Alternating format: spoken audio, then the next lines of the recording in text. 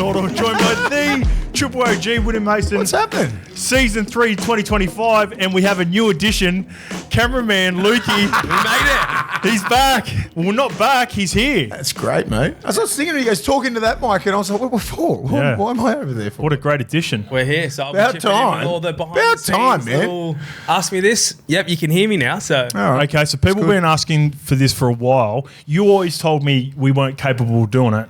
What We happened? What happened? We're still in Diamantina Studios. How have you got it done? I just trust the studio now. So Okay. before, if I was in that other room, I can't tell if there's a mistake. Gotcha. We've been here for 2 years now. We've had no mistakes. Okay. So I get trust it. Shout out to Diamantina Studios. Shout out to Perfect time. Diamantina. We're Can back you again for Flip it around. You got the DM podcast on the mic there, Lukey. Oh, there it is. Let's get that brand of advertisement. We're running it back for mad. 2025, Yeah, season 3. Excited to be back in here. Excited to have Lukey communicating because we could always hear him. It's way better there. But now the fans have been Because calling my for it for back's a while. always, and you're just fucking. Sometimes I'll be they're chatting to knocking. Lukey. Yeah, and I'm like, what are you talking to me? And you had no idea what we're talking about. But Way better. it has been, I would say, just under 2 months since our Gus podcast, which was our Yeah. last one to finish the season. We'll talk about that. I've got the replies for the Gus potty in a little bit. But what's been happening, mate? How was Christmas? How was New Year's? How was the break? It was relaxing.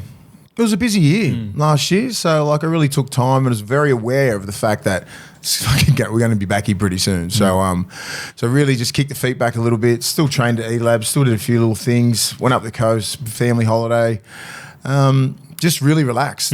Didn't have that much time to do a lot because once we sort of finished, the Bulldogs were back at training. The youngsters were back in early November. Yeah. It wasn't so. The preseason start aligned with NRL, don't they? Yeah, and just say with SG Ball and that, what I'm doing, they finish well before first grade, right? They only get six weeks, man. Who's running the ball now? Who's Steve Zappy's Turner? still there. Steve Turner's still there. Oga's still there. Josh Jackson's still around there. 21s? Yep, myself. Yeah, so it come around quick. So I was like, I didn't even realise. I was still just like relaxing after this. And then Oga's like, we're back already. I was like, what? What do you fucking mean? Back already, yeah. So, and then, Harold Matts, they've got their trials. SG Ball have got trials already. So it happens real quick for these youngsters. And you got to fit a lot in. And it's, we've all known it before. We've done pre-seasons at that age. It's fucking very unforgiving. They get absolutely fucking flogged. All of the chat over the last couple of years has been Mitch Woods. Everyone knows a little bit about Mitch Woods now. We've seen him on the 19s level. Any other youngsters sort of coming through that you think could be? Actually, let's start with Mitch Woods. Not at his age and or his position. Yeah, okay. And if we go back to the Gus project, he said he gives him a lot of time. So he's 18. Woods, he's 18. He just finished school this year. Is he with full time this year? Yeah, and they put him in top 30 because he has to be in the top 30. Okay. Everyone's sort of against it. And I said he needs to do weights 4 times a week. Yeah. He can't do the part-time squad. There's no rookie squad or anything like that. He needs to be in the full-time squad. Gotcha. Because he needs to do weights 4 times a week. He needs to put muscle on, and he's a freak. He's like a little Piercy. The problem with Piercy when Piercy was coming through, because I remember this in the 20s as well. Yeah, and I'm not too sure what Woods is like, but when you train full-time in the conditioning, you strip weights. So some of these young guys, they get put in the full-time squad. Yeah, they want to be doing weights, but they're also conditioned the same way, and they're losing weight as well. That's the thing where sports scientists come into it, right? Where the guys who are running the show going, we can't fucking run this little whippet into the ground because it's counterproductive, right? Yeah. Because they didn't care. It didn't matter when Piercy was coming through. He's still doing the same shit as me, Oga, all these other blokes who are vets in the game, and he's this young 18-year-old still running around but still trying to put on weight. So that's where Trav comes into it, and he works that sort of way. He probably won't do as much running, long distance running. Wouldn't make sense, would it? He needs to put 4 or 5 kilos on a muscle. Yeah. You can't just run him as much as our middles. It's all calculated. We're going to speak about middles in a little bit, mate. I want to get your opinion on Leo Thompson. Yeah, we're going to talk about landing spots for Dylan Brown. He's been in the news. We've also got Mulitalo. He's been shopped to the Broncos as of yesterday. Yeah, that's a new one. So I want to get your opinion on that. Rate that, kid. Before we get into that, though, this weekend, going away for Australia Day long weekend, you can buy tickets to the Nines Premier League event up on the Gold Coast in Tugun. Lukey, can you chuck the link, please? I'm going to go through some of the teams. We've got to kick off with the Reborn team, obviously. We've got ourselves. The Reborn team with Travis Young. So I'll get 5 names from every team, and you tell me how you feel about their team. So Will Smith just recently retired. Man. He'll carve. Dean Fade. Carve. Brad Takarangi. Yeah, that's a team. What? Whose team is this? This is Alex Glenn's team. No, this is Reborn. This is Travis Young in the crew in Cronulla. Okay. New Brown, just recently retired, and Joey Leilua. So he's been recruiting. So Tuckers didn't have a team up until I'd say a couple of weeks ago. He's recruited hard. I can see Zane Tedadavano on the bench with Manu Ma'u as well. Manu Ma'u? Yeah. Oh, so he was scary as fuck. They've got themselves a team. I'm unfamiliar with the Port Moresby Vipers, but a lot of these players probably play. You'd think in the Hunters team that plays in the Queensland Cup. Apologies to the boys. I'm not as familiar with some of your names here, lads, but I'm sure you will be tough. And that sounds terrifying. That team, because you know what a secret is. Sorry, I know that's enough. That's enough. I'm already done. Because I remember when I first retired, right. And then you'd go play these. We were playing in these nines and everything like that. We were recently retired, and we would carve. Yeah. Now I'm 44. I'm not going nowhere near this sort of shit, right? Because you fucking nowhere near it. You're not. They're just out of a system, just freshly 18 months or anything like that, something like that. It's like so the game is so natural to them still. The hits are still easy for them. Their timing's still on. They're fucking. Yeah, that sucks. It's going to be a fun weekend. That's just one fucking team. Once you're not playing. The Arthur Beetson Foundation is a pretty cool concept. And Arthur Beetson's family members are playing as well. Jake Beetson. Tremaine Spry is not recently removed from playing for the Gold Coast Titans a couple of years ago. And Peetsy's going to be coaching that team too, Nathan Peets. Yeah, that's who we're going up with in game 1. And I'm pretty excited about our team this year, Mace. Unfortunately, you're not going to be playing for us. And I've got to fix this claw hand up. You're finally getting that fucking rank finger thing going on. I want to switch over with the nerves and cut here and here. So I've been seeing surgeons for the last 6 months. Well, unfortunately, you're not going to be there. But fortunately, we've got some more players rather than just all middles in our team this year. Oh, mate. So headlining our team, or a couple of players I think are going to be a proper problem. Matty Moylan. Everyone wanted Matty Moylan. So the Corey Norman, the James Seguiaros of the team, Alex Glenn, they were all trying to recruit him. Knuckles was trying to recruit him. He just stopped playing. Yeah. And plus his touch background. This is his bread and butter. Moyes is going to carve for us. We also got Tyrone Peachy just finished up with the back-to-back champs. So he's going to be huge for us. Corey Thompson is made for nines. He was annoying to tackle that little dude. I felt like he only retired from the Titans a couple of years ago. Out. And then we've got some workers through the middle. Benny Hannant's running it back. Frankie Winterstein's going to jump on Aiden Guerrero. And unfortunately, Clint Newton's running it back. So I was in Udo on the weekend, actually. I was in Udo. I was up the coast at Nora Head, and he's living on the Central Coast this year. Lately. So I ran into him, mate. Good friend. I seen him at Avoca too. He's the boss of the RLPA, so he should be up there throwing around. If I was a young player, I'd fucking smash him. Yeah, I would line Udo up if I'm a young kid. You two would go hard at each other. So his little daughter Hope, she's a giggle, right? She's hilarious. She's so funny. I was with Hope. Do you remember her from last year? Playing at Time Zone at Tuggerah. Sorry. I had the Jack Newton Classic just before Chrissy, so she's screaming around. She's got shirts for everyone who's performing on the day. She's riding her golf cart around with an older cousin or whatever it is. She's driving past me in the car. She drives past me a couple of times. She's there. She goes, She goes, I know you. And I said, yeah, I played in this last year. And she goes, no, I know you from somewhere else. And I said, I played in the RLPA Nines tournament last year with your dad. And she goes, no, that's right. You guys suck. And I went, She's so funny. I go, well, fuck, it was your dad's team. That's why we suck. It's your dad's fault. So I'm arguing with a 9-year-old. She might be 9 or 10. And I go, was your fucking dad's team? And she goes, yeah, but he was the leading try scorer. And I went, touche. Wow. Nudo was our leading try scorer last year. That's how bad we were going. 43 of the best. That's how bad our team was last year. So we've got a lot better this year. Excited to play that. That's our pool too, by the way. This team's stacked. This is the United Sporting Club. Benny Barber, had a chat to him at Chez's wedding about it. Does he look fit, Benny? He's fit. Oh, man. So what Benny Barber's been doing, he's been playing the Koori knockouts, and he's just carving. He's a bit of a hire for gun up in North Queensland, so he goes and plays for a team, maybe for a game, gets a little bit of cash, then goes on and moves on to the next team, but all done the right way, as in like comes in, does a thing. Can I chip in on that? Yeah, up there in North Queensland, he's playing AFL Saturdays and League on Sundays. Well, there you go. Oh, he's fit. Yeah, and he's carving everybody up. And he's aware of the purse, the 40K purse this year. 40K for the winners. Whoa. So the Fafita boys have been recruiting. Blake Austin's running it back for him. He's really fit, looked good last year. The Fafita twins. They're hard. They're just big bodies. There's going to be offloads galore. And I'm not sure about defense. The biggest name, and caught up with him before Chrissy as well, the Hayne plane is officially back. Big fella. But it ain't Hainesy too. It's not 09. It's not 09 Hayne plane. He's still going to he's going to cause some fucking trouble. He's $1.25, $1.30 of the best. Big fella. Yeah. But he'll be right. Yeah, you could sort it's of just good to, he's back in the community. Yeah, he's going to he did some stuff with the Fijian team, and it sort of got that, got him excited about footy again, which is cool. Back in the tribe, mate. So it's good to see him back, and it'll be to him mixing and mingling with a lot of the players and ex-teammates.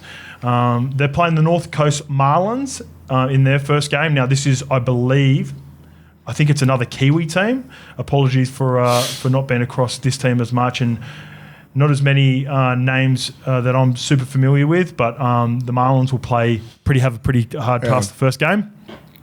The combat team. So this has got Cody Nelson. He absolutely took some names last year. This must be a team from up in, it's the Tweed Seagulls, basically. This is Birdie's team. So Birdie's going to be coaching this team. So I believe Birdie's coaching a team and then also playing for a team. So I'm not sure how that's going to work. Birdie. The Southern Sharks. This is the team that won it the last couple of years with Latty and Jimmy Green.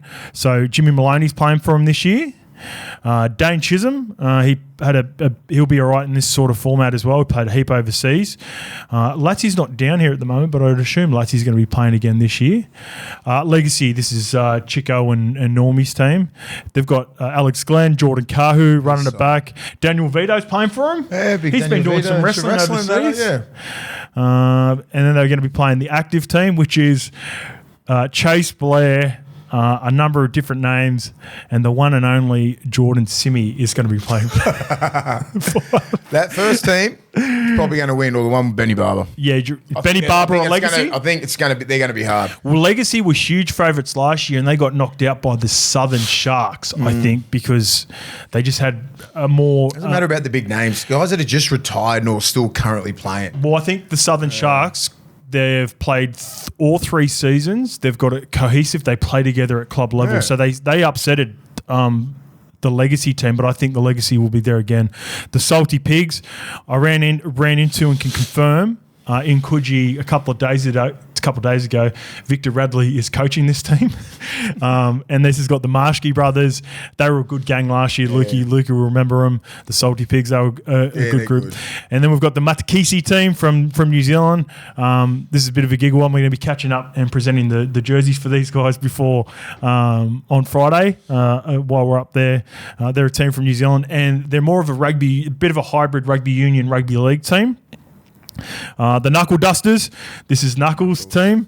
This is sponsored obviously by Brett Knuckles Hanley, and Josh Maguire's been in charge of this team. He's got Jared Wallace, Justin O'Neill, a few names of big names, but old, man. And I think they've been looking to get some cash to get people paid up early as well. And the last squad, I believe this is the last squad. No, they've got three more.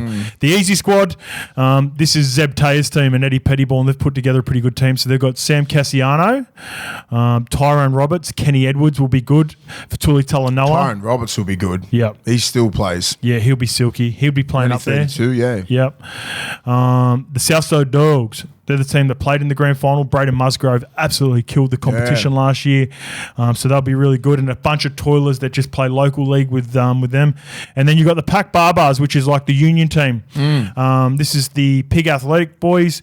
And they've got a whole bunch of like sevens rugby union players. So that they'll be dangerous. Yeah. So they'll be pretty decent. You can catch that on KO as well this year. So it's on KO.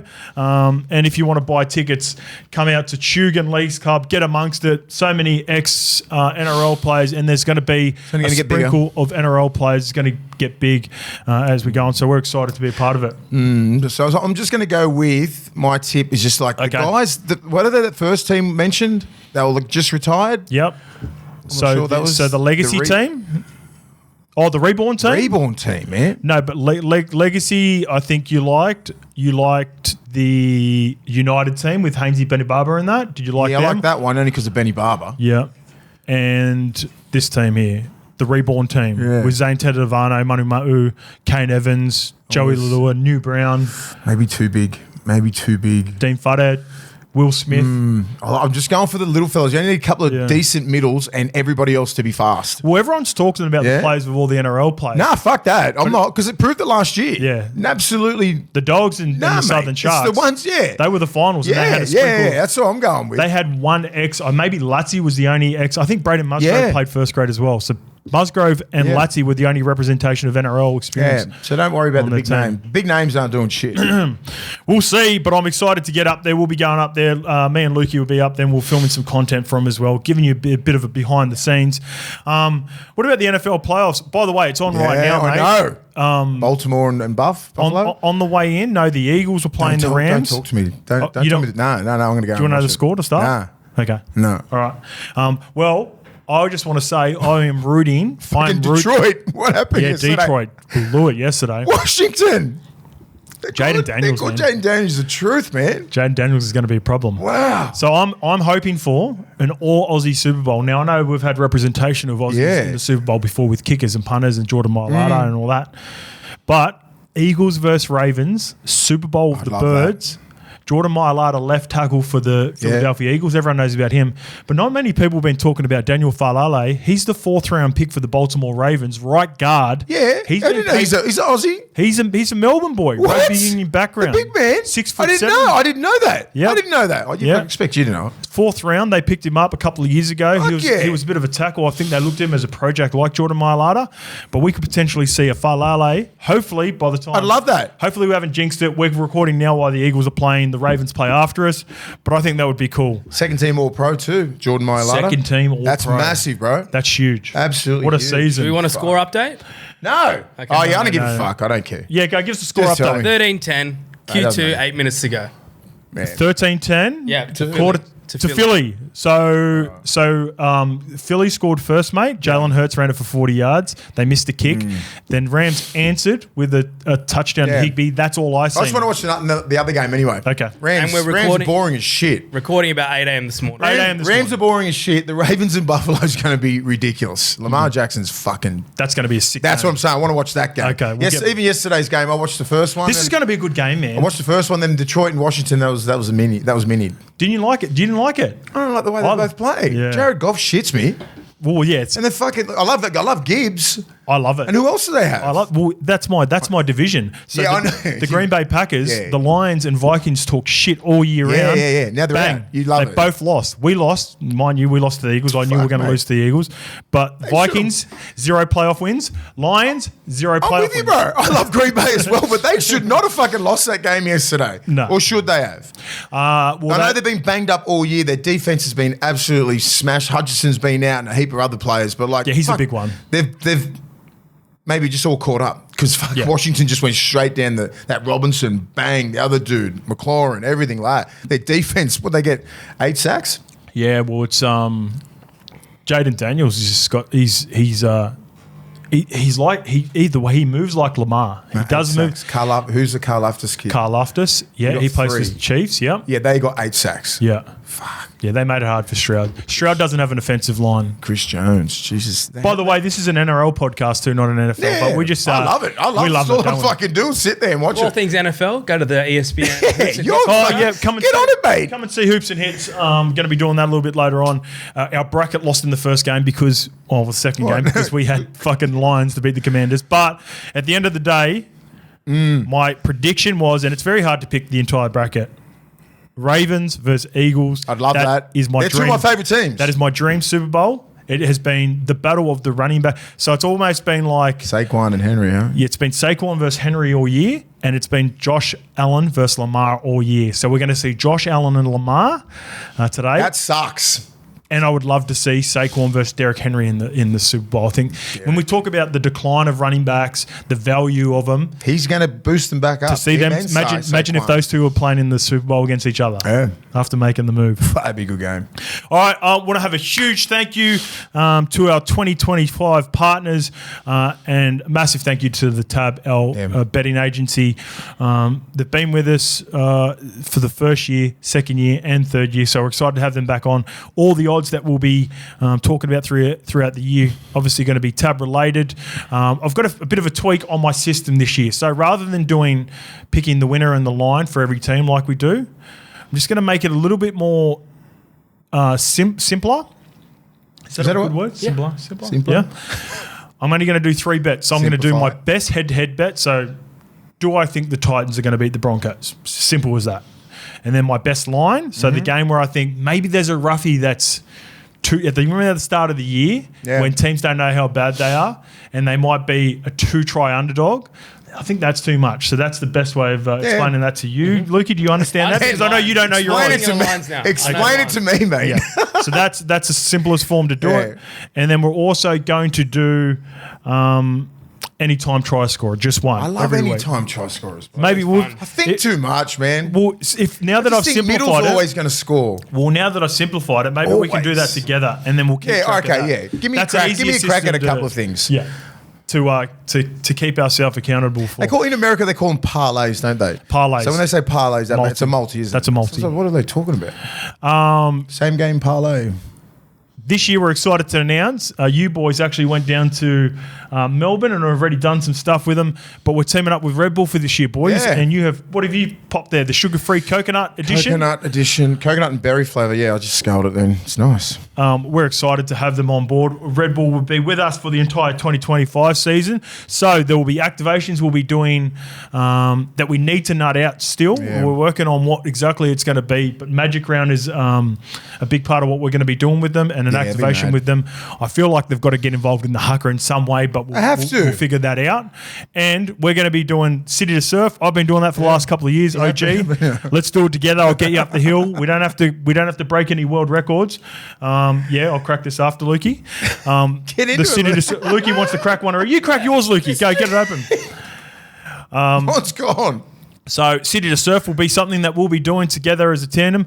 And, mate, let's do the HYROX together. Yeah, I don't mind the HYROX. Okay, so... fucking City to Surf, I'm not sure how far I run on that. Yeah. You've been the after These hips are like, I know it works well for me. Okay, all right. We'll see how... At least we'll get a gang together. I'll be at the City to Surf. So let's get a gang... Sorry, I don't think I've ever been to the City to Surf. It's been to the... Well, Redbull after parties along the track parties, the City to Surf. I believe they've You've been coming out of the after parties from the night before for City to Surf. Years ago, because pre-seasons are right now, right? I remember just rolling into some at the Beach Road or something like that. Down in Bondi. City to Surf's in the middle part of the year, and it's always when we're playing footy. So I was never able to do it when we're playing. It's like August, September. Yeah, right. It's like 14th of August. It is 14th of August, yeah. So there you go. It was Origin because I remember. I don't want to mention his name, but I remember we were on the Central Coast and some player got in trouble in a hotel and we were both in Origin, and then we got the call because we're both at Beach Road and he was out. Yeah. So bring that up. I'll be putting a gang together. Take a guess. Yeah. Yeah. Well, I think we all know who it is. Anyone who rugby league knows who that is. We'll be putting a gang together with the Red Bull team. Something cool for that. For for that event in the City of Surf. But the HYROX. So for people that are unaware of the HYROX, it is an 8 exercise event. So what you do is you do sled push for 50 metres. Oh, no, sorry. Let's start at the top. You do ski erg for 1,000 metres, then you run a kilometre. So 1,000. This is in a partnership too, mate. So 500 me you each. Then we've got to push the sled 50 metres, then run a kilometre. Then we've got to pull the sled 50 metres, then run a kilometre. How heavy is the sled button? I'll look it up. Look it up while we're going. I don't think it wouldn't be fucking light. This would be yuck. Burpee, 80-metre burpee broad jump. So that's burpee. I that would suck. Bang. Jump forward. After all that shit as well. Yeah, that's only the fourth. That's only the fourth one in. Yeah. All right. So then we're going to go down rower. You kill this. So rower and ski, you're going to destroy. I sound like the running part. The sled push is open men is 125. Because these dudes would be getting on those 1,000 and sprinting 1,000 metres. Yeah, but we don't have to sprint it. I'm fucking power walking. Yeah, power walk. It's about just get through. It's about completing it. I'm not worried about anything else on that thing apart from fucking running a kilometre. Yeah. I'm not running. 200-metre farmer's carry. Yeah, fuck. Who cares? Light work. This will be hard. Sandbag lunges. So over the top lunges, you'd be strong with that, wouldn't you? You're good core on that. From that 50 metres? And that is for 100 metres. Oh. Yeah, that'll be tough. Suck, man. That is them suck. I've been watching on YouTube. Yeah. But these guys are the elite of the elite. Yeah. That's who we met. And the girl down in I'll find her name. Yeah. She's a weapon. The last one, war balls, 100 war balls. Apparently that's disgusting at the back end of the war balls. But out of all of them and not including the running, which one would you be the best and which one would you be the worst at? What's a rower at? Rower's 1,000. You'll smash that. Yeah. So you're only going to do 500 because I'm going to do 500 as well. Yeah, we'll do it both. We won't have a problem with that. If we're doing it in pairs. Yeah. I wouldn't mind. Sorry, the burpee broad jump. Yeah. It's going to be. That would be the worst. It's an effort to. Yeah. Otherwise, we'll be there for fucking 3 hours if there's no effort in the jump. I think the sandbag lunges are going to be the hardest for me. It depends how heavy this shit is. Yeah. If it's 20 kilos or something like that, we'll do that fucking easy. If it's 40 and 50, if it's 50 kilo on your back. So there's three options. There's 10, 20 or 30 kilos on your back whilst lunging. Welcome to workout station number 7. So I think it's depending on maybe weight.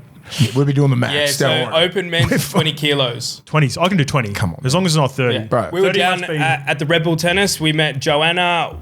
I can't pronounce her surname. I'll put her in Disrespect. Yeah, she's an absolute weapon. She's the number 1 chick in Australia. Can I have a go at it? Good hands. See? It's a great short ball. That is tough. It's a tough one. It's spelt Witzk. So I'm going to say Witzk. I think Joanna Witz? Witzk, maybe. Witzk? Yeah. Joanna. Maybe, Apologies, Joanna. Joe Witz. But she's an absolute animal. We met her down at a thing. She's off to, I think, Vegas next week to compete in the Worlds. She's the number 1 ranked Aussie HYROX chick. Oh, yeah. She's doing the... fucking machine. That's her just finishing off that war ball at the end. When we were sitting next to her, it just looked like she was just burning calories just because she had 0.02% body fat. Look at the war balls at the end. How many of those? 100. They sound awful. To finish. Look awful. To finish. Yeah, we'll be all right, Ozzy. We'll be all right. You all right? We'll smash it out. Most of the E-Lab stuff that I've been doing with the Chang, he does all that sort of stuff. Yeah, fucking oath. Chang would be perfect to train with this to get us ready for it. I was there last week. I was ripping in 4 minutes on the rower. I did like 1,300 metres at 4 minutes. Yeah. And ski erg. It's like 1,100 metres in 4 minutes. It's all 4 minute stuff. It sucked. It was the worst session. I fucking hated it. I remember, because we've trained together before at E-Lab.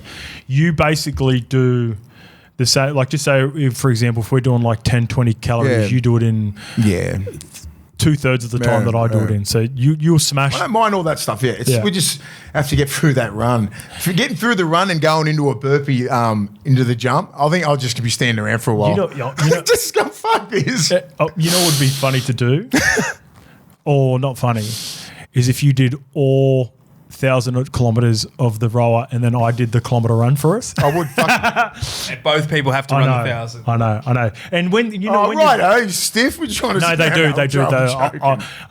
But do you know how it splits with the 1,000? So it doesn't matter out of so the. You start off, you run a kilometre first, and I think you go to the ski, and then but like for example, right? So just say it's 1,000 between pairs. It's however I'm pretty sure you. Yeah, however everybody has so to. So he could do 900. I could do 100. I think you have to contribute because there's like a judge, something behind you telling you to switch. So we both have to run the 1,000. Otheruse, you could just have like the animal single both have to run the guy. K. And you just get some dude who's just mad runner at 1,000. That makes sense. By just doing nothing. Yeah, that makes sense.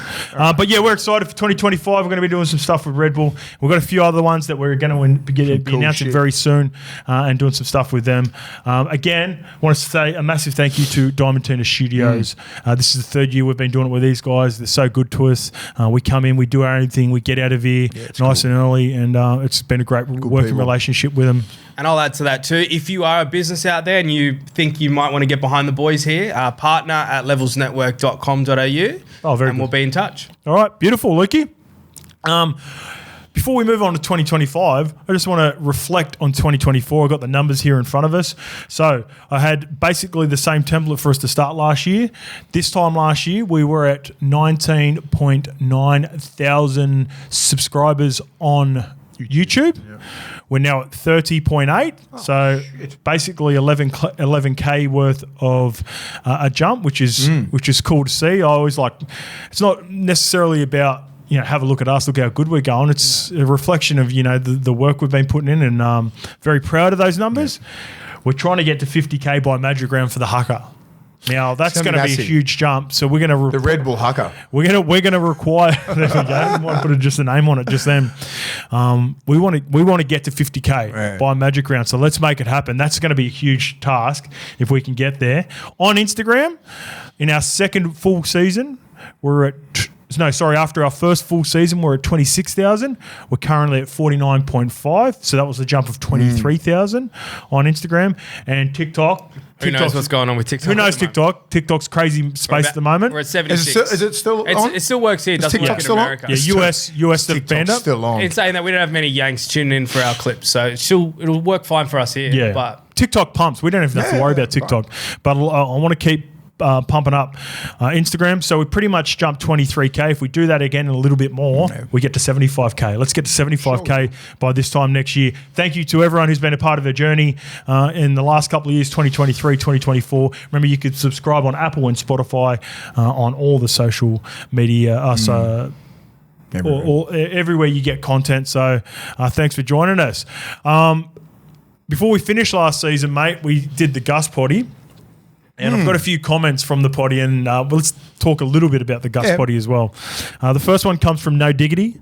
Whenever someone says, I don't like Phil Gould, what they're telling me is they don't know rugby league. Yeah, that's fair. That's fair. I love that That's comment. Fair. They got heaps of likes as well. Too, that's fair. So at the moment, that's our top comment of 2025. It's a fair one, but because he's too smart. Yeah, he's too smart. This one comes from Okus Faye Reno. Gus is a proper G. Walks in a room and demands respect. Not many men have that. No. Now, after the potty, I had a couple of people ask me about the potty. Hello Sports Boys was, did some stuff with them straight after. They're like, "Oh, what was Gus like?" And I explained to them the story, and I sort of tell everyone. So the first time interaction I had with Gus, I was really nervous. I messaged Mace. I said, Mace, I'm about to do a thing for Pass It On Clothing where I'm hosting. Oh, that's right. And I'm going to MC, and on the three that are going to be talking to Piercy, who I love, known Piercy for years and done some stuff here on Levels. The other one's Gordy. We've seen Gordy heaps. Gordy's the Queensland version of you. Like, I feel comfortable with him. He's so good, easy to get along with. The third one was Gus, and I had no relationship with him. So I said to Mace, Mace, can I get his number? I just flick him a text. Mace sends it over. He said, you'll be fine. Don't worry. Just let him know you're going to do it. Anyway, I send Gus a text.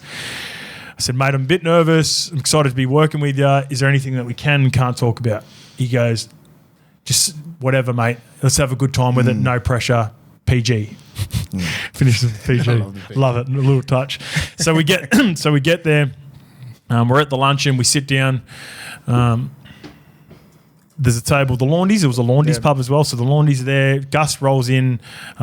Just say the event started at 2:00. We're on stage at 3. Gus rolls in at 2:55. Yeah. Gordy's, by this stage too, Gordy's had a couple of beers. Gordy's the only one that can spray him. Everyone else is fucking nervous as Gus walks in. Rolls in, sits down, introduces himself. Phil, he goes, mate. He goes, oh, Justin. He said my name. But he goes, what do you do, mate? And I was like, oh, I do the potty with Mace and a few other things. Anyway, didn't give me hardly anything. And the reason I'm telling this is because the aura and all that. Doesn't give me anything. We go on stage, bang, he's on. Like, I was like, oh, this is going to be hard work because like Gus is off me. Like I thought he might have been off me and all this. Anyway, gets on the stage. Yeah. Runs the show for an hour and a half, dominates. Gordy chirps in, he hammers Gordy, he makes me feel comfortable. It went really well. Bang, he goes, thanks, Justin, off. Don't hear anything from him. Next time, I see Gus for this potty. You organise it. Yeah. We come downstairs, same thing. Me, Luke, you're setting up downstairs. We're having a coffee. You and him are chatting because you were comfortable. Doesn't really give us anything. I'm like, oh fuck, maybe something I maybe said at the luncheon. Like, mate, he's got his Gus off me. Overthinking it. The energy, just because he's the aura of the man, and because he's a proper OG, comes on here. Best podcast we've ever done. Yeah. Like just sitting there and absorbing it all. Finishes the potty. Hey, mate.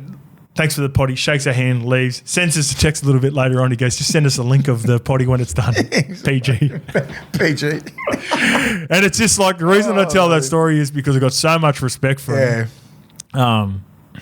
The way when he does content, when he comes into a room, I'd imagine that whenever over the years, and this is now a question to you, Mace, is that so I'd imagine everyone, and you're the same, everyone just wants to talk footy with you all the time, wants to know your opinion, wants to know your thoughts. It must just become like he must just have to go into a mode where you don't give too much, because I imagine if he ever gave a presence like, hey, how you going? I wanted to chat, people would just chew his ear off all the time. So he comes in, he's reserved. It's by the way, he wasn't rude in any way. No. He was just quiet. Just the way he is. It was eerie. Like both times he just sat there, he was calm. Laundy was speaking to him. Gordy was speaking to him. Even Piercy found it easy. And Piercy had known him for 20 years with the Roosters. Piercy goes, I still get nervous around him. And I get nervous around him. I know Gus, but I know I've got a relationship with Gus that goes nearly 30 years. You know, like he told that story when he was trying to recruit me up in 98. That's when it all goes back to. Yeah. And then the Roosters, the New South Wales days and everything like that. And now like and now I'm back at the Bulldogs there and he's the boss there. That's one of the only reasons why I went back, because Gus was the boss. Because I know I've got a great relationship with him, and I knew that he would be employing people that are great people, like Aaron Warburtons and everyone, and all the board members. So he knows what that club should look like, and that's what, and it's looking like how it should. You know, like he's got the right people there, and you know, Gus is he's a unique human. Yes, you know, like he's so fucking smart. It's scary. You know what I mean? That's always I always ask him, like, we just talk about life now on that sort of terms and that sort of relationship. But when we talk about football, like I just asked him one question and I know what he just goes. So we only asked him like a couple of questions, and he just goes bang. Like he's mindset around like development, and that could have went on for fucking ages. Like from only reason why I know is because I asked Gus, what's it like at the junior level into coming through the grades and all the rules and all this sort of, it's a deep dive. But he's around everything. He shouldn't really have to be, because he's at the top. You know what I mean? He's at the top of the food chain in rugby league, but he knows what's going on in under 10s out in the country and what's happening out there. Do you know what I mean? So that's the range where he sits. It's fucking great. And he's all over it. Yeah. Absolutely all over it. We could have done that podcast for another couple of hours, but you're right. There were so many compliments on the potty. This one comes from Parker Clark. This has to be the best podcast you've done by far. Do we want to do more guest podcasts? Is that something that we're excited about doing? I think we should. That was a test for us, right? We're like, can we talk to someone, like both of us, or does it? Because we remember we were talking, we're like, do I do it? Do I just do? Do you do yours? Do we do it both? Right? And I think that showed that we can both sit there and talk to a guy like Gus, who's probably one of the hardest guys to talk to. This is why I think it's super unique. Obviously, the amount of respect that we got for Gus. There were a lot of comments about us not talking and all that sort of stuff. that's why I feel like that was unique as well, because no one's going to come in with that aura. No one's going to come in with People think that we're stupid because they go, that's the quietest. I saw some comments like, it's a fucking podcast. Our podcast. What do you want me to sit there and just shut up? Yeah. When I know how to interview people, and I know I've got respect for people, and they're all talking. I won't fucking say anything. Yeah. And it's Gus Gould. With Gus, I feel like he's got a different level. Imagine if Wayne Bennett comes on. You get the same shit. Craig Bellamy's, anyone who's in this whole sporting world, they come on. We're going to sit there because it's not ours. I don't want to hear it. It's not our interview. We're interviewing the person. So the crowd, the fans, the listeners, they want to listen to him. Yeah. That's where a lot of podcasters fuck up, because they don't want to hear you. I understand this is our podcast, so they're hearing mine and your voice. Yeah. When it comes to someone else here, I know how to interview someone. Yeah. It's not fucking, you sit there, ask them a few questions, let them fucking talk. Yeah. A lot of guys come in there, cut people off, all that. And people, it's very noticeable. It was a good podcast. I enjoyed it. Great podcast. Gus is... Because then the reason I asked you the question is because, you know, I've done forms of content like that before, and I don't know, like it sort of got to the point where there are so many people doing it and doing a really good job.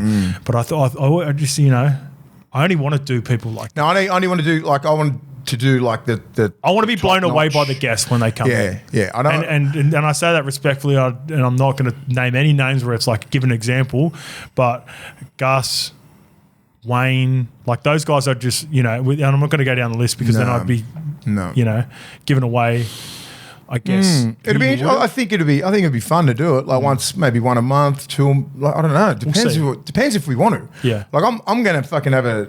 I mean, Wayne doesn't drink coffee or anything like that. So every time I was, do you want to catch up for a fucking glass of water? He goes, let me get all my shit done at his house. And he goes, we'll come around. I go around his house. We sit there and we just talk about life. Right, and that's awesome. and that's. Awesome. I'm not going to message Wayne Bennett and go, "Do you want to come on a podcast?" He doesn't even look at his phone. I need face to face, and then explain to him, and then he would understand. Yes or no, straight yes or no to your face. That's it. That's all I need. Yeah. But yeah, there's a lot of great people out there in this country. Yeah, and we want to get to know. I want to, because the stuff that I was asking Gus, I know the average Joe wants to hear the answers to those questions. But you also knew Gus wanted to talk about But I know what Gus wants to talk about. I know how smart he is. And I want people to, and people don't probably never see him on a forum like this where it's real open and goes for hours. It's usually on Channel 9 when there's only little bits. There's only little bits Sorry, of mate, things. I'm just cracking this Red Bull. Apologies. Only, you know, you see him on little bits where he's dissecting games where he can't sit there and talk about development and how long he takes to develop a halfback or players and this and that. How many players, if you're a young kid, and how many, you should see how many fathers that got to me and got to their 15-year-old, go, listen to this podcast. Listen to Gus, what his mindset is. Because just say when we were coming through, we thought 1920 was done, right? At first grade, 19 or 20-year-old, if you were playing first grade at that age, when I was coming through, you're like, oh, fuck, maybe the ship sailed, mate. Because there's so much pressure on young kids. Now he's looking at it 23, 24. Yeah. If I'm a young kid going, fuck, okay, I've got time. Because not long ago, we had to cut some players from SG ball. These kids are 17, 18, 19. So their whole life is just crumbled in, like going, oh, my career's done. It's devastating. It's devastating, right? I didn't make Harold Matts and I thought my whole life was over. Yep. Harold Matts, under 15s. I thought I was shit because I didn't make anything to SG. Do you know what I mean? But you know what I'm saying? So like, if you listen to that and you listen to those words coming out of Gus's mouth going, we're not going to look to cut you until you're like 23, 24. That's if I was like an 18, 19-year-old getting cut from SG ball, right? Because a lot of this has happened in the last couple of months. I'm going back to the lab. I'm working on X, Y, and Z because the coaches give you something to work on, your communication, your fitness, your fundamentals, all that sort of shit, and then come back next year and have another crack. And then have another crack. And just keep working on your game if you're a young kid. Because don't think, I always say it, don't think it's enough what we're giving you, right? It's like the school curriculum. It's basic bullshit that the government give you. You got to learn this. But if you want to be smart as fucking go to uni, do all this kind of stuff. You got to study. You got to do all this extra shit. It's like coming to the Bulldogs now. If you're in any system, you're going to get the basic shit from the coaches. Everyone's getting the same stuff. Not just say the Tigers now, but everyone from the Bulldogs is getting the same stuff. You need to work on your fitness. It doesn't matter what club you're at. Yeah, it does. But it's like, it's not enough. Yeah. That's what my point is. It's not enough what we're giving you. because you need to be out sourcing other things out. Like just say we're not going to sit there and fucking teach you how to pass at 18. I expect that to be there. Left to right to left, all these sort of things, unders, overs, playing short, this. If you don't have that little toolkit, so if you're not sharp at it, go get help. Go to help. Yep. Why do you think I'm fucking standing there? And Ogre's standing there. Coaches, mate, we're here to help you. Yeah. I need to work on this. If you don't ask me a fucking question, then don't worry. Next. Did you find from the Gus potty as well, going back to the Gus podcast a little bit as well, did you find, it's not a backhand, it's not actually not a backhanded compliment, but I had a lot of people that message or I had a chat to over the break was like, oh, I'd seen your potty, I hadn't watched any of it, but I watched the Gus potty was unreal. Yeah. So that's like the numbers like justify that in terms of unique downloads listens and everything. Oh yeah. Higher than which is cool. Which is like there's definitely a space for it, and we could be doing more. But it shows the influence of Gus, and I guess we did a good job on it. So that's another tap on the tap on the back. It was good. It was successful. Well, we just wanted to finish the year off with a bit of a bang, and you tossed that idea up, and then you said Gus. I said, I messaged Gus within 5 minutes. He said yes. Yeah. And then anything for you, Big Willie. Yeah, that was it. I screenshot it and said, anything for you, big man. All right. For 2025, remember, this message, this is a good shout out from John Crawford, who really should be the top comment of 2025 because of this. So, for the top comment on YouTube, remember, go to YouTube if you're listening to this and you're on Apple or Spotify. Don't write to us on Instagram because I never get messages from Instagram. I get all my questions from YouTube. The top comment will be given a spot in our golf day for 2025. So that includes tea time, carts, food and drink for the day, plus flights and accommodation anywhere in ANZ. Now, apologies, I know we've got a very big, like a huge fan base in the UK. We're not paying for flights from the UK. That's going to be too expensive. But I'm thinking off the back of last year, I know the exact value for every person that was there at the golf day, and that's including tea times, carts, food and drinks. That's fucking great. So that's about $450, and then that's not even including the flights and accommodation. We're going to take care of the levels as well. So we pride ourselves on being a community-based podcast. We rely on our audience. And we've got a concept that we're going to be doing with the tab as well. So here's a little bit of an announcement. We're going to be doing a fan-based content. So think the overlap, right? I love that show. Me and Lukey love it. Fan debate. It's what do they call it? Fan Day? Fan bay? Debate. Fan debate. We want our audience to come in. We're going to get specific people that we know that are engaged, that have been engaged on our YouTube, and we're just going to talk about the teams. We're going to talk about the climate of rugby league. We're going to do that before the season. We're going to do that around Origin, and we're going to do that around Grand Final, and that's a concept that we're going to be doing with TAB. So if you want to be a part of that, let us know. This is the way you do it, Mace. Asking good questions. That's it. You're not going to ask and go, hey, I know my shit. Can I come in and do it? Nah, that's not the way we pick you. Good comments for a spot to win a spot in the NRL Golf Day at the end of the year that we're going to do Thursday of the Grand Final week. And also for flights and accommodation. That's cool, man. And the fan day. So the fan concept. Yeah. Anything else, Lukey? Recording the first one mid-Feb. Yep. So we'll be keeping an eye out. We've got a couple of names in mind for people that engage with us quite frequently. So, but yeah, jump in the comments. Great questions. That's how Justin, Willie see everything. Yeah. So I want people to. Do we usually get good questions? Really good. Yeah. Some obviously there's smart asses, which is cool. But I like guys most that of the questions we get during the year are fucking pretty good. They're good. Yeah, I like people that disagree with us as well. Yeah. Like in terms of constructive criticism, there are people that go on and try to get a reaction. There are so many that I see that they get flagged that I don't even respond to. But there are some that disagree with our takes. That it makes us think. It does, right? Yeah. Because we can't live that life of not playing NRL. Yeah. So we get, there is perspectives now, and Lukey's going to be chipping a little bit more as well. So to kick us off on Thursday, this is before all of the news, for the breakdown, and this is to celebrate the NFL, and I've always thought this should be a concept that the NRL should have brought in. Are we doing something for the Super Bowl again? No, not too sure yet. Get us on that fucking ship again. Not too sure. I'm not too sure. We'll actually, we'll find out. Plenty of time to find out. Yeah, right. But to celebrate the NFL, for season previews this year, we are going to be breaking down the teams in divisions the way I'd be doing it. So to kick off, we're going to be doing the Western Sydney division. Yeah, cool. Which is the Eels, the Bulldogs, which is a huge part. That's where we debuted. Panthers and the Tigers. So instead of doing that's good. It gets a bit depressing doing the bottom teams, and then you get too fucking pumped up about the top work, teams. Oz. So Western Sydney divisions on Thursday. If you have any questions and you're a fan of those teams, let us know what you want us to talk about with the Eels, Bulldogs, Panthers, and Tigers for Thursday's show coming up. All right, that is it for a bit of a rundown and a recap of 2024. Let's get to a couple of stories for 2025, a couple of more recent. And I mentioned this at the start. I want to get your thoughts. Leo Thompson.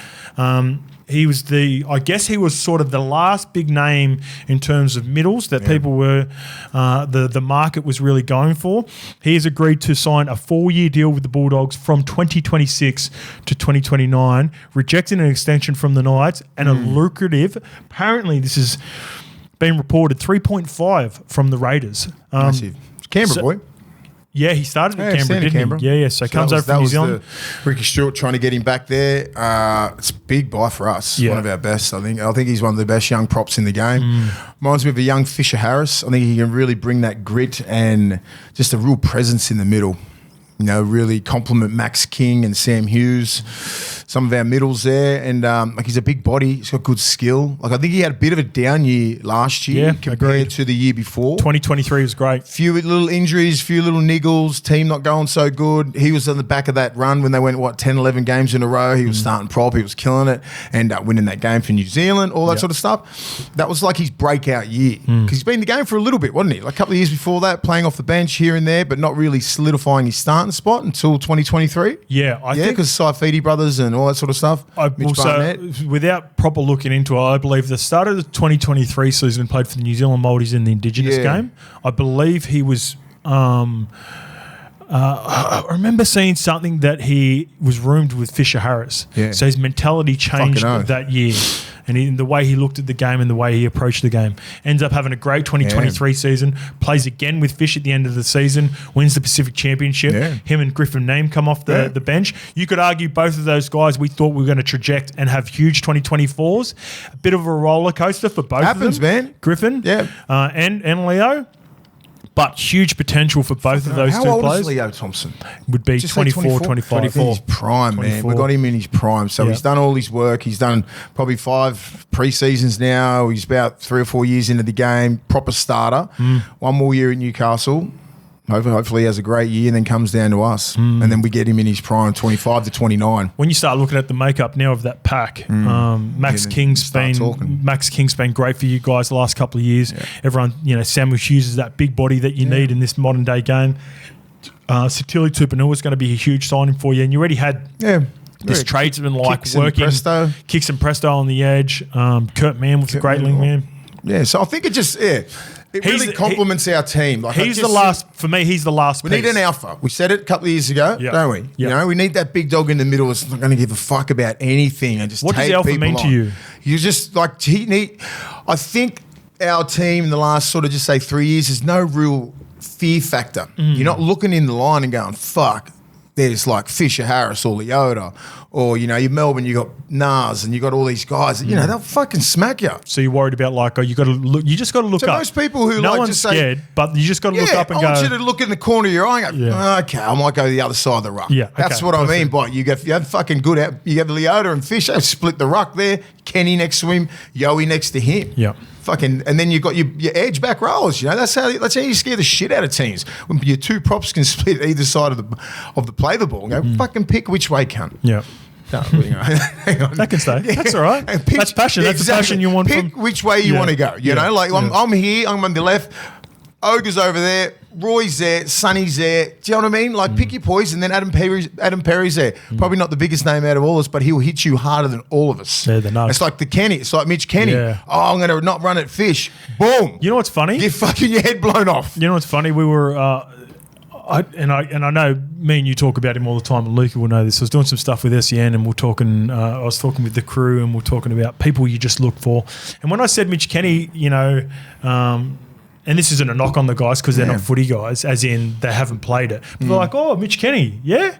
It's like, still, there would be a lot of people out there that don't know. They wouldn't know what it's like to get hit by a guy like that. Because he's always in the tackle, but they think because Fish and Leota are always around the top, they think that they're responsible for that tackle if you don't know what's going on. Yeah. He's responsible for most of their hits. I mean, Leota's he's there as well on Fish, but back to Thompson.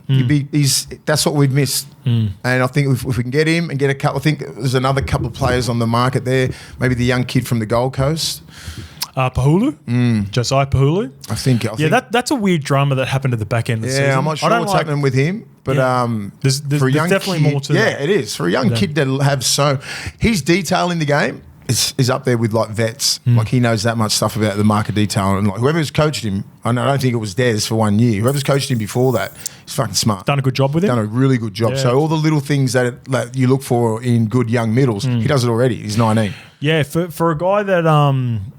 he's got an exciting future, and I'd imagine that not only the chat about the bonus at the back end of the year would have been super frustrating, but when I look at the Titans this year, the rotation, so Tino will be back. That's going to feel like a new free agent signing for him.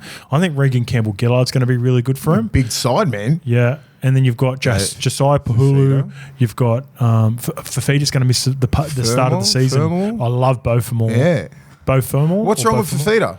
I think he did his ankle, something to do with his ankle. At the end of the year? Yeah, the back end of the season or whatever. It's just like surgery complications. Yeah, that sucks. Get that right. Lukey's looking at that now. So he could miss the first couple of weeks. It'd be dangerous. Yeah. Dangerous side. And that could push that Pahulu back to the bench again. But he's still only young. He probably deserves to come off the bench. Yeah, right now. For the first couple of years of his career. Mate, imagine if you got Big Reg there. You got Reg and Mo starting. And then Tino through the middle, and then you bring Josiah off the bench. That could be dangerous. It's fucking big mobile, but they can all play. It's not just about being big and a good name and playing Origin and everything. They can all play footy. Yeah. Like Tino's got I think Tino probably have to flip it back a little bit and just be like, just give me the ball. I want to just run over everyone. The footwork's probably going to be coming in a little bit later in the year. Yeah, right? Agreed. You know, until he gets Campbell-Gillard needs to be like fucking on the old ball. Give me the ball. I'll take those first couple. I reckon Mo Fodawaker as well. Yeah, and then I'd have Tino on the third. Mo Fodawaker had a sneaky good year last year. Because the Titans weren't good. He was really good. What do you got for a sleeky? We're going to say have some. I can't find anything specifically on Fodawaker. One that I did pop up as I searched injuries. My man Hylam Lukey. Yeah, that's sad. Hylam Lukey. That's I reached out to Hylam on via Instagram. It just sucks, mate. It's part of the game. You just got to come back. Find a silver lining somewhere, kid. Yeah. There always is. Speaking of part of the game, this is always a part of the game now. And we have clauses in contracts, and there's so many. And this one has been the talk of the last couple of days. This was announced last week that Dylan Brown will have no shortage of suitors when the Eels maker tests the open market, as he has an option in his favour for 2026. The Warriors Knights are among the likely leaders in a looming race for the New Zealand International. Gavin Orr is disappointed that my actual email to CEOs, head of football, NRL coaches and recruitment managers has been leaked within minutes to the media. God, Gavin Orr, what happened? You're so airtight with that shit. Gav? I love Gav. I love Gavin Orr. So for people that... I can't believe this happened to Gavin Orr. No. I can't believe that you sent an email to CEOs, head of football, NRL coaches... Had someone found out? Recruitment managers, and they weren't tight-lipped. Fuck! What has happened to this game? What has happened? What's happened? From a fan's perspective, this would happen all the time. Yes. Fucking all the time. It's Dylan Brown. Yep. Come on, man. Player. Lukey. Yeah. I know that. I'm just saying. Gav's playing the game. Gav's playing the game too. It's just Gavin. Don't go anywhere, Dill. It's Gavin. Please stay. Get out of there. It's dying. It's jump ship. The part that's concerning if you're an Eels fan, and this is being real, is that if he is exercising the clause, it's clearly not about money, because you'd think you'd have the money. He's on a lot of money. For me, it is concerning in the sense where is this... He doesn't want to waste his prime. He's coming into it. He needs a top 4 club for the next 6 years. That's his prime. And that's what he's probably thinking. Are we ascending or descending, or are we going to fucking go for a rebuild 2 or 3 years? Then he's going to be 27 years old. Like, do you know what I mean? This is the thought process of the young kids now. You're looking at that. Yeah, it's funny. You're right. I mean, and if he's not thinking it, someone else is telling him exactly that. What are you going to do? Like Gutho's gone. Moses might hit. Moses is 30, right? 31 next year. He's probably got, just because of the climate of the game, he probably can play to 35, but that's injuries. That's only predicated on how your body is, your availability. But like everyone's going to say, okay, well, let's. I would argue it's less about the players. It's more about a wait and see. I think. I know for a fact he had a close relationship with Brad, so I reckon that's a huge part of it. And it's the uncertainty of what Jason Rolls is going to bring for sure. Yes, now, I think Jason Rolls is going to be good for Parramatta. I really do, and I'm excited. But if you look, take a bit, right? If you look at the younger generation this day, and you talked about it, like Blaze Talangi. He didn't wait and see. He was out. He's off after 1 year. Lachlan Galvin, he had that news last year. They don't care, mate. Gone are the years where younger players come in and they go 3 or 4 years and we'll see. And again, going back to the Tigers, and I don't mean to bash the Tigers right now, but looking at what happened to Luke Brooks for a lot. If there is any indecision in young players these days, and managers, family, whatever, are having a chat. And I'm not. You're saying right. specifically to Dylan Brown, as if that's not going but around. Younger generation. Look what happened to Luke Brooks. There's an example. Look what he wasted 10 years of his career. Now he's playing decent football because he's at a top 8 club. Do you want to do that, kid? Do you want to play rep football? Do you want to do all these things, or do you want to stay here? I'm not saying this about Dylan Brown or any. I'm just saying about any player. This is a good one for you, Lukey. Well, you mentioned Lachlan Galvin, right? Yeah. He attributes one of the big reasons why he did stay was he heard the clip about Joey. Yes. And the clip talking about what he can do. Is it too far gone with Dylan Brown at Parramatta for that sort of conversation? No, not at all. Not at all. I'm just saying, for me, this is... Again, like we've got a very small relationship with Dill. So whenever we speak about people that I like to make sure that. Imagine what the Warriors would offer him. Well, I'll get to the landing spots after this. I'm just thinking that out loud. I'm like, they don't have a genuine 6. The young kid's been injured and everything, but he's decent. But there are a few good spots. I'm thinking 10 clubs. I've got 7. I'll get to you in a bit. But no, by no means is it foregone. And I just think it is. It gives him the flexibility to see, I reckon this is going to play out early in the season. He's going to get a feel for what Jason Rolls is about, how the team's going. Mitch is going to be there for the next 5 years. Zach Lomax, I think, is going to be huge for them. An underrated signing, who I think is going to be really good because it's going to spell Jermaine Hopgood, is Jack Williams. I think he's going to be a real low-key signing for them as well. Similar players, but you lose guys. So not only does he lose Brad, but he also loses 2 guys he probably would have looked up to, have been there from the start of his career, in Regan and Gutho. People understate that. Like when you're close with a guy, players... You look at what happened at the Bulldogs, mate. So that's a prime example. I know exactly when some of you's moved on, what happened? Basically the whole core was gone in 3 years. The culture changes. The culture changes with when leadership is gone. So that's where I think this is about. This is not about money. This is purely to give himself some flexibility that he's exercised it. And then he might be looking at other opportunities going, that looks a little bit greener. So let's get to those landing spots. Warriors, we talked about them. Sean Johnson retires. Metcalf, Tamate Martin, Chanel Harris-Davida currently, and they've got a young prospect with a famous last name in Cleary. They can just fight for the 7 and just whatever. He's a 6. Yeah. That makes sense? Makes sense to the me. Warriors? I'm not sure if it makes sense to him. Was he born in Australia or was he Kiwi born? No, he's born in the North Island. Yep, we are the North. The next one, and we're going to go through them, and then we're going to, me and you will pick our top 3. Lukey, I guess yours is going to be a top 1. The Knights. No. I don't like Jack Cogger, Dylan Brown, Callum Ponga. I don't think he would like it. You don't think so? Yeah. You don't think a guy would not like, if the 6 wouldn't like to play with Callum Ponga out in the back? I don't reckon he'd like Newcastle.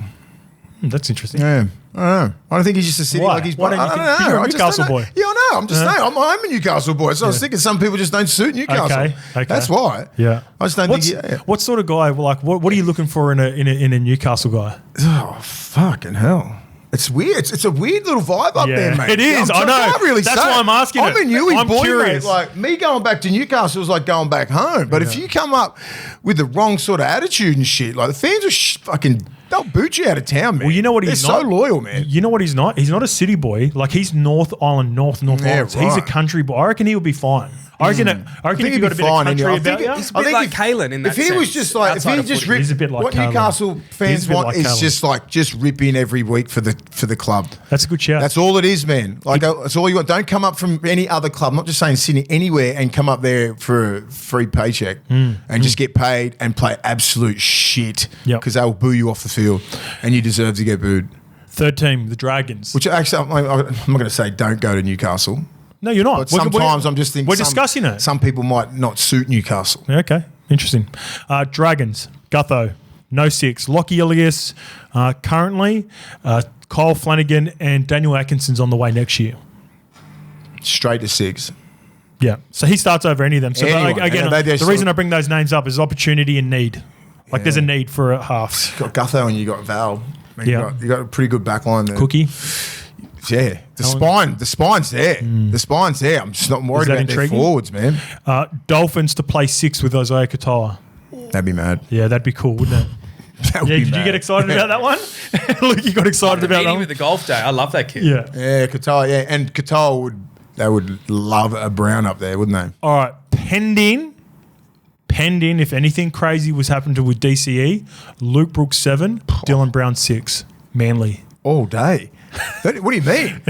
plays. I don't know. How long can DCE play for? I don't know. That's why I asked the question. He's surely got to be thinking after this year, I'm fucking done. Yeah. No, he's not. I know that for a fact. 2 years max. Just say Dylan plays 2 more years. Yeah. Right? Yeah. This is a hypothetical. Puts everything into power for 2 years. Yeah. It hasn't fucking worked, Rolsey. We're still bottom 4. I've got to go. Yeah. Then they'll go. Because he's got a trigger in the following year. I don't think they'll say Can I throw the curlies? No, go. Just go, mate. I'm throwing the curlies to curlies. Yeah. You mentioned Brad Arthur before. Yeah. We've got the PNG team coming in what, 2 years? Ooh. And Brad Arthur is probably going to be the coach. Give me 2 mil, no tax. Untaxed. Straight there. You heard it here first on Levels. I couldn't give a fuck. How would you feel about with going to New Guinea and that? Yeah, I'd have to get over. You're going to get overs. You ain't paying tax, mate. Talk about that. What is that like the incentive as a player? That's what they're trying to do. That's what they're trying to. Just say if you earn just say you earn 500,000 here, you end up with 220 after you manage your tax. So listen to this. Shit. So I'll give you an example. 200 there, you're earning 200. I'll give you an example of my level. So I was on 200,000 after tax. I got around like 120 after tax. If I got 200,000 to go to PNG, I would not go. And I say that respectfully. But if I'm 500, and that's what they're going to. Yes. Their fucking minimum 500, I reckon. Theirs is going because when you start fucking around with the tax and everything like that, the minimum offer is going to be 500. Yes. Okay, would you go there before going to the Super League? If they gave you a contract, yes. This will be up to how much you really want to play at the top level. Correct. It'll test you because there's going to be circumstances where you're a fucking gun, right? But the only option is New Guinea. Do you want to play in New Guinea and sacrifice all that? And it's not Australia, right? Traveling, all this logistics, everything like that. Hub. How much do you want to play NRL? That'll really test your resolve. And, it's going to be happening in the next 2 years, but they've got to make it worth their while, and they are trying to. But it's going to be a tough carry for some players because they're going to be like, there's always those players who just say if you're in the middle, right, front row, you're 30 years old, still can play in the NRL, you know it. There's no teams are really going at you. New Guinea come at you and go, here's fucking 500,000-600,000. Yeah. You're going to stay. And it's 5-6, it's not. And it's fucking proper money, right? You just got to, And then it's just going to just test you how much you want to play NRL. Or you can just fuck off over to Super League and just end it. Your career's done. It's not done over there. Oh, well, when you're 30-something years old, I'm just saying, if you want to play NRL, and if you want to go over there, just NRL career's done. You're not coming back if you're 31. Oh, sorry, 31. Like I said, the age to 30-year-old, not fucking 22 and you're done. No. Gotcha. No, when you're a 30-year-old prop. Shout out to our UK listeners that are in the back end. Yeah. Listen to the whole fucking thing. That bit specifically. You're fucking cooked. So if you're about that 30-year-old, like a Regan Campbell-Gillard, right? Imagine the Titans didn't come at him. And he'd be sitting there going, God, I could go overseas. I know your example. 31. I've got an example for you. I could still play at a high level. I've got an example for you. Yeah. Jared's done. He's gone over the Super League. He's going to finish his last 2 years. He's done over there. Yeah, As in he's not going to come back. Yes, that a perfect example? Yeah. But even the younger, you can get the younger ones that are like 30, 31, and they're like not household names and stuff, decent front rowers. But there's no real front rowers here. And that extra team just brings out 2 extra spots and another 2 extra spots on the bench. Then you can get on a roster. Easy. There would have been 10 players from the Dolphins that wouldn't have had NRL contract if the Dolphins Jared Wallace, that would have been over Jared Wallace and those sort of exactly. So that's what's going to happen again when the New Guinea team comes in. But it's a different sort of incentive, right? Like it's a money incentive, and you want to play NRL, but you're going to be living in New Guinea. So gut feeling, Dylan Brown, does he No, not a fucking chance he goes to New Guinea. No, not PG. Not PG, just in general at Para. Do you think he stays? Oh, let's finish off. Okay. I've got my 2 teams. Second last team, South Sydney Rabbitohs, Cody Walker 7, Dylan Brown 6, Latrell Mitchell, fullback, Jack White in the centre, Campbell Graham 5'8". Cody's getting old. Cody would be done by the time he gets there, I reckon. 2 years. The chat is 2026. What? Like he's available. He's got a clause. He can go 2020. No, if I'm him, no, I'm not going to South. Okay. Wayne? No. Latrell? That's not appealing to you? Okay. Last one, Roosters. That's appealing. Yeah. I think that suits him. Yeah. Agreed. That whole, that he suits that club. He looks like a good-looking cat. He's a good-looking cat. He looks like a rooster, doesn't he? Just flowing around Bondi. They'd have about 2 to hanging out with Dom Young. 2 million worth of cap big space. Bastard's flowing around Maroubra all the time. Jeez, he's big. Playing on the left edge with Angus Crichton. I think just for his game, I think it would improve a shitload. Bruce has always got all the best young kids coming through. You throw Dylan Brown there. Holy shit. Yeah, it's not bad. That's pretty good, man. Does it make any difference? This isn't not in the notes, but with Cheese highly touted to come to Parramatta at 9, does that change anything? As in Dill's mindset? Yeah, he's got his hooker from Kiwis. I think it's less about the roster and more about the feel for Jason Riles would be my guess. But I don't know that. That's we can have this conversation in 6 months and we'll see where Para's at and we'll see where... We need to have it by round 10. I reckon less. Yeah, round 10, magic round. I don't know, what's 6 months? That's when the clause, he has to enact it by round 10. Fuck, there you go. So there you go. That's an actual date. That is a massive decision for this young man. What is he, 25? 24? I'm out of there. You hate Para though, that's why. You never I'll just put myself in his boots. Sorry. You can stay, Dylan. I'll just go. No, I just think for his football and for him to ascend where he wants to go. Top 3 landing spots. Number 1 for Willie Mason is for Dylan Brown if he has to leave Parramatta. Warriors number 1. Number 2. Manly. Ooh. I fucking like Manly. Yeah, Manly. Because I just don't think DCE can play 700 games. Yeah, we'll see. But he could. Big year for him. We'll see how he starts. It'll be up to DCE, obviously. But I like that. Brooks to 7 and then boom. I don't know. What's the third one? Fuck. Roosters 3. I think Roosters before Manly. Put Manly last because I think he can go straight to the Roosters next year and be the guy. Even, not unsettling anything. If he goes to Manly, if he pushes Manly's hand to fucking DCE. Sam Walker, Dylan Brown, James Tedesco, left edge, Angus Crichton, through the middle, Victor Radley. It's good. I think you don't think they'll be going for him. Oh, fucking oath they'll be going. They're going because they know they've lost a shitload of experience. Always, whenever I look at things like this, your brothers with Politis, what's that relationship like? Is it good? It's good. Yeah. It's good enough to get him there. Yeah. It's not like... There's no it's not like Moses and all those guys. Gotcha. Yeah, they're good with him. Yeah. That makes sense. If he wants out, does he obviously wants out, right? Does he want out? I think it's just giving him flexibility. I don't think it necessarily means because I don't really care if he stays at Parramatta. I'm like, I'm good with that too because I think Moses and him are one of the best combinations in the game. It's the pieces around the 9. I can't name the 9. Brendan Hands. Yeah, but like he's Joey Lussick. Yeah, see, that's why the chat's not really around Cheese. Cheese would be good there. Hopgood 13. Hopefully, he can get a full year. The props, Junior Paulo. I'm worried about the outside backs and the fullback. Yeah, that's what I worry. They're the ones that they don't win you game. I mean, they score all the tries. You know what I mean? The forwards set the platforms. It's like they're fucking really missing everything. Their back five's mad. I can't name their back five now. Their middles are awesome. You can handle I think they're going to be better than you expect. No, centers, let's go through it. I'm just saying. I don't look at them and go, fuck yeah, they're easy, bona fide top 8 side like they were 2 years ago. I know, but you can't be like stacked at every position. So let's go through the back line. So apparently, and I did some content with them at the back end of the season, Isaiah Yongi, it looks like it's going to be the fullback, but Joash Papali'i, they're pretty excited about, or Papali, his name's... Kid from the Dogs? Yeah. Kid from the Dogs. I think they're excited about them. Them two have been going pretty hard at each other. Bailey Simonson on one wing, Sean Russell on the other, Zach Lomax and Will Penasini in the centres, Dill at 6, Mitch at 7. Now it's a huge question mark at fullback because they're untested. That's the biggest question mark. That's what I'm saying. The back five. And you could argue 9 as well has been a...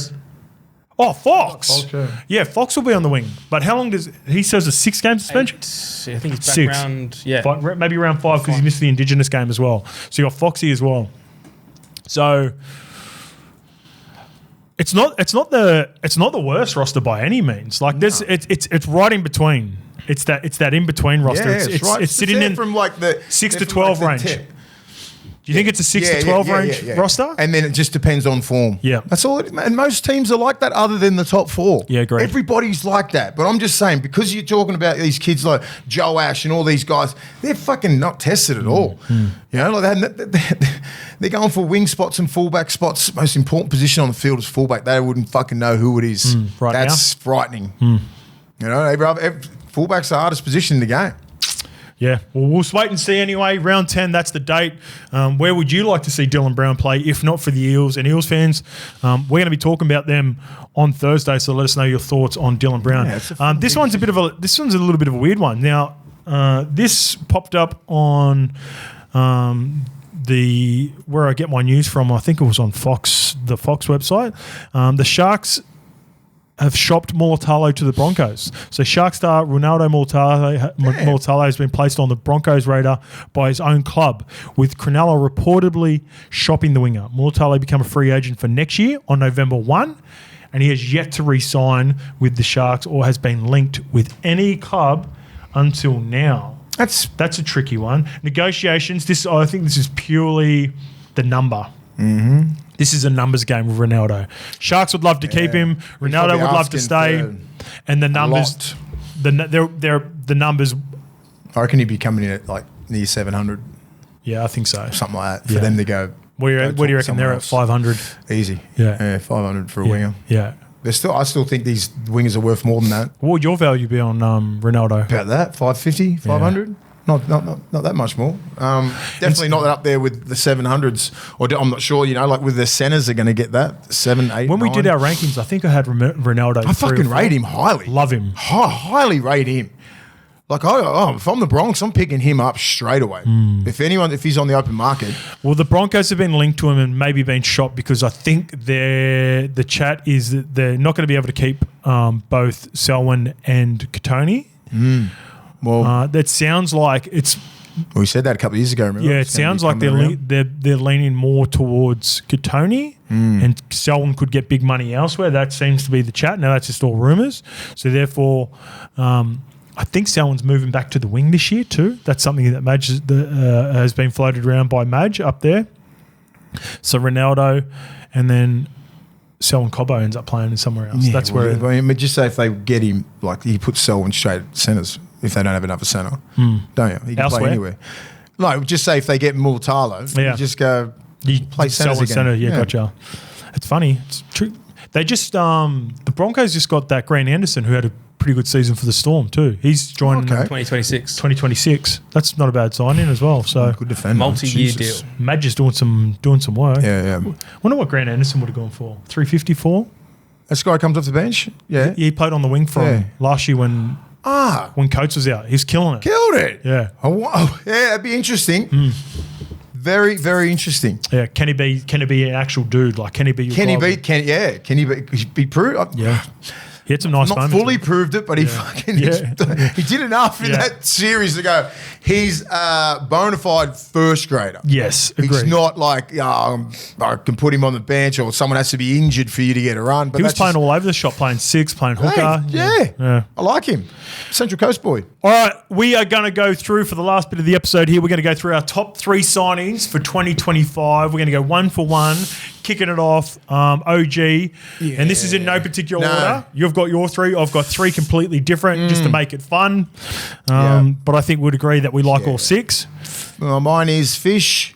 Yep, go. Harris, Fanua Blake, and... We're going one for one. Oh, sorry, go. Fisher Harris. Fisher Harris. I just think his whole, him going back to the Warriors, who he is as a person, and what he's done in the last 5 years, the leadership that he'll bring back there, the winning culture that he'll bring back there, him being a Māori as well, captain of New Zealand, there's a lot that he's bringing back to the New Zealand Warriors. So I just think it's especially being in the middle, the impact you can make is immediate because you get the lion's share of the ball, you get to play massive minutes. That's why I went more middles than outside backs, right? That's unlike you to go middles. And when but I just know what sort of impact they can make, man. He's an absolute machine, I'm geeing up. And I just think... when we're looking at the market, we've got some names down here as well. So many middles that are transitioning new teams. Fisher Harris. The Warriors have lost Sean Johnson, Adam Fanor-Blake, Tohu Harris just retired. Tohu Harris, just retired. Great career. That's 750 minimum games. That's just a guess. Far out, yeah. So when he signed, it was going to be a huge task. Now it's even bigger now, whether I think maybe Shawnee was announced after the fact, after he signed, and now also Tohu Harris is a huge one. Yeah. So, big task. I'm going to go Zach Lomax. Feel like Zach Lomax last year, he was arguably the best back in the competition, just purely across the season at every level. He was outstanding for the Dragons. People had the Dragons getting the spoon. He's fucking scoring tries for fun. He was kicking goals. He was breaking records. He killed it for New South Wales. He killed it for Australia. It was like a fuck you season to Zach Lomax for any of the doubters. And now he's going to an opportunity where people are starting to give up on the Eels. People think they're in a rebuild. I think he's going there with a completely different mindset. He's going to take everything that he's got and learnt during that time, Mitch Moses. Yeah. I think those two guys are going to strike up a huge combination. And I think Zach Lomax is going to... Yeah, I hope he does. I reckon he's going to play with the confidence of like, I am that dude. Yeah, and that's the reason why, like I said, Fish and that before Zach, I love Zach Lomax in the year that he had, going to a whole nother club, new combinations, new players, playing in the outside backs where you don't get the ball when you want to get the ball. Right? Should we tell the story about Zach Lomax too? There's a giggle. The DM, when he sent us the DM. Oh, yeah. So in the break too, and I did some content with Para. So Zach sent us a message. He must have watched an old clip of me and you talking about... He was trying to switch positions? During the World Cup, or not the World Cup, during the Pac Nations. Yeah, but it was like 2 months. It was about 6 weeks previous. Anyway, we did a clip where it was me discussing. Yeah, you're right. Probably not. Maybe about 2 or 3 weeks previous. Me discussing. I want Zach Lomax more on the ball. We talked about him potentially playing fullback, and he couldn't have the same impact at centres. Yeah. So Zach sent us the clip. Put me and you in a group. Put us in a group. Send us the clip of us talking about him not being as effective in the centres. Under the high ball specifically. Yes, it was. No, it was catching the balls, and scoring tries like he does from the wing, eh? And then the next clip, without anything said, was him screaming from the right edge, playing centres, catching the ball, putting it down. In the game, by the way, I called for SEN, which he broke the record for points at the Dragons, right? And then he just hit us with this emoji. Yeah, now, was that it? That is the reason. Like by the way, it was all in good fun. Yeah, of course. Love it. There was a couple of players that reached out to me last year, actually, which shows that not only, I pride myself on being constructive criticism and telling it how it is, but to get reaction from players, I think is still pretty funny. Like, it's all love from Zach as well. We just think that he's probably more only because of the year that he had last year. Yeah, most dominant winger I've ever seen. It's not a crazy take to say that. It was not crazy. Anyway, that was the reason why I'm leaning towards middles more, because they can really dictate the impact that they have on their team, because they get the ball. You can get 20, 25 hit-ups a game if you want, play massive minutes, where Zach could be sitting on the right edge and the ball not coming to him at all. And he's only getting the ball coming out of yardage, getting pumped, because Para's not going good. Yeah. That's the only reason. So I seen him and I was like, oh, mate, fuck. First of all, video, giggle. He started laughing straight away. I said, and the emoji is what got me, because he changed the group name so you've got to go through and actually change the group name to that emoji. And then I go, so where are you playing this year? And he goes, centres. And that was it. And then we got on with the content. So I'm excited to see him play. He's my number one. He's my one out of my three. You mentioned it already. Your number two plays Adam Fanor-Blake. Why Adam? I just think he can have the same impact as Fisher Harris. And I think Cronulla they've been really fucking really good in the last 2 or 3 years with Fitzy there. But they're missing something there in the middle. They've always got big bodies in the middle. Agreed. Big bodies. Royce Hunt's gone now, but they've got Dolph. Yeah, they're just really big workers, right? There's not that no X factor there. Yeah, where Fanua Blake's got that, right? He plays big minutes defensively. He's improved shitloads compared to where he was 5 years ago. Just feels like the complete package as a front row now. He really solidified himself as the number one front row, or in top 3. He always switches around in that fucking Tonga Australia game. He just went after it. And you want to get that out of him. I want about 15 games like that out of him this year. You probably will. He's done that at the Warriors. Yeah, that's what I mean. Like but that game there, he just front loaded. That was another level, right? Yeah. He's usually the best prop on the field anyway. But I just think Fitzy's defensive schemes and everything like that will suit him. He'll get fitter.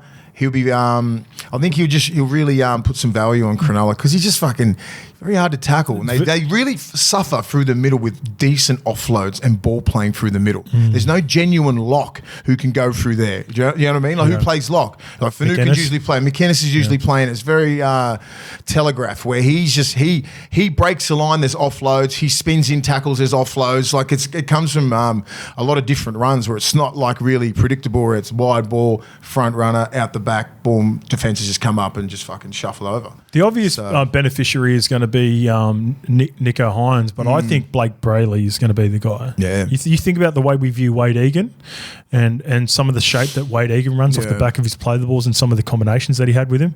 I'm excited to see Blake Brayley this year with Adam Fanua Blake. All right, my number 2. I'm going to go middle. We're going to stay with middles. You had 2 middles. I got 1 middle. I'm going to go Stefano Uto-Ikamanu. Stefano's going to go to Melbourne. Melbourne, in my opinion, were Stefano and Nelson Asafa-Solomona off beating Penrith Panthers. Penrith lose some huge names in James Fisher-Harris, Jerome Luai, Sania Taruva. Melbourne don't lose anyone, and they get a guy who has been battered pillar to post, both physically and mentally at the Tigers in the last couple of years.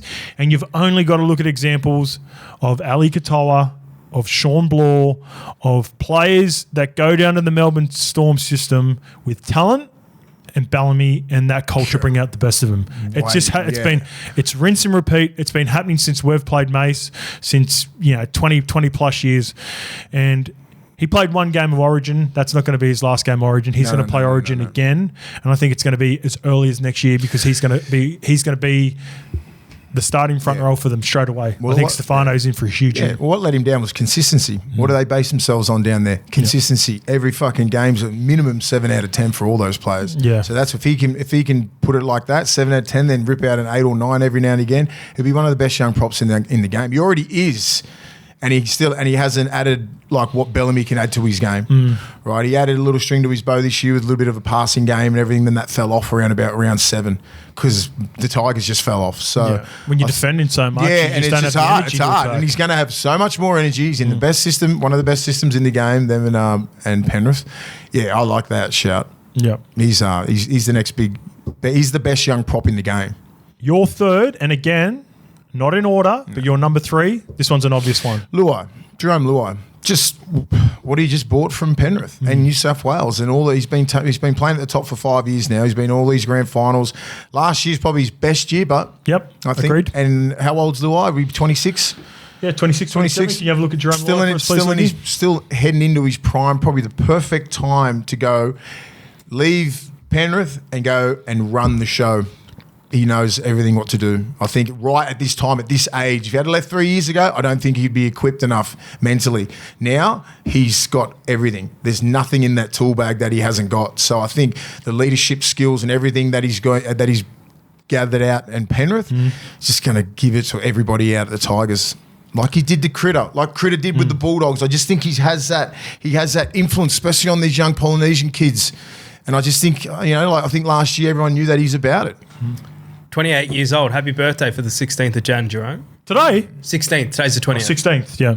I knew it was close. I was with you. Yeah. I don't know what day it is. Jerome Luai, love it. Also, I just had because I had a mind blank. Oh, I'll have to come back to it. That's right. The birthday got me. Luai. Mace was talking about. Will he get the captaincy? He'll get the captaincy straight away. Stephen Crichton. Yeah, what Critter brought to us, I think he can do that with. I think Uppy will stay captain. Oh yeah. Uppy will stay captain. I forgot about Uppy. And cut short his holidays. Had 3 or 4 weeks after the Samoan tour and was back there before Christmas. Doing training, same thing that Critter did last year, same influence. That shit goes a long way. Fucking oath does. Players don't say anything. We never say to each other, "Oh, that's mad that Mason's back early," or Jerome's back, or Critter's back. But you're like, "That's fucking cool." And they've had some big runs. Obviously, they've been winning everything. They've been in World Cups. They've been in fucking pack championships and everything. Tours to Samoa, England, everything like that. So for him to come back straight into the fold, it's big, man. All right, my last one is Ben Hunt. Interesting that. Madge is a huge signing. We almost could have put Wayne and Madge in this conversation as coaches because they're going to be huge signings. But Madge is going to go up and completely change the Broncos. Here's a little teaser. I'm high on the Broncos again this year with Madge going up there. And Ben Hunt, considering all the shit that they've gone through now and some of the drama that they've had, off-season, that pretty much had the off-season hell, fired their coach, get a new coach, rumblings behind the scenes, Ezra Mam situation, this young crew, they're not allowed to train without their shirts off anymore. Like Madge is completely, changing the fabric of what they're trying to do up there. You bring in a vet like Ben Hunt. It's good, I think best case, fully fit, Adam Reynolds is back, Ezra Mam is back as the 6. Ben Hunt plays 9 for him. But at the start of the year, I think he's going to be controlling them and keeping them within range.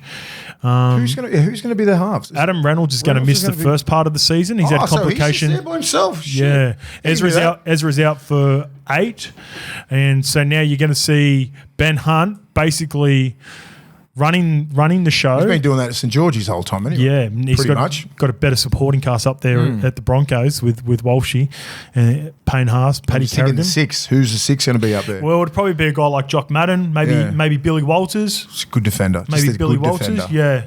So they've got a number of options up there because they've got some flexibility. Yeah. But Ben Hunt, he leaves the Dragons, he goes back home, gets an opportunity with a championship roster. I'm not saying that they're a championship team. They've got a championship roster with talent on their team. Yeah, man. And Ben Hunt could be instrumental in them at least being 500, the finals. 500 in the first 10 weeks. So just say they win 5 from 10 games, the Broncos, with that roster.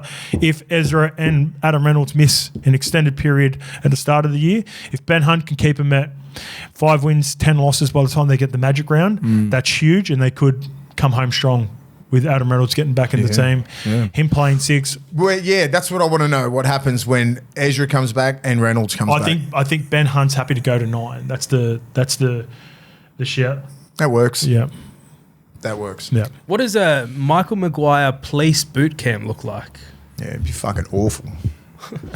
I saw that. They've been doing a heap of camps, haven't they? Police boot camp. Police boot camp. I haven't done I've heard of SAS one, but not a police. That'd be just like going to a Goulburn style thing, how they do the training? Potentially, yeah. It's all similar disciplines, whether it's police, whether it's army. It's putting yourself in stressful situations. They look fit, I know that. Sleep deprivation, It'd be all that sort of stuff. Because Madge hasn't fully confirmed the captain yet as well. So he said Reynolds is obviously in the front running, but he's still yet to make a call on it. Okay. I wouldn't be surprised. Everyone's talking about Paddy Carrigan, and yeah, for sure, I think Paddy Carrigan. But apparently, the relationship that Payne had with Madge in Origin last year was strong. Now, I'd probably go Paddy Carrigan if it's not. Yeah, if it's not Renato. Yeah. But yeah, those are our signings. That's the first episode. We are back for 2025. Right. Ricky's been on board with. We're excited. So, just to let you guys know again, we are doing the Western Division, Eels, Bulldogs, Panthers and Tigers on Thursday. All right. See you guys.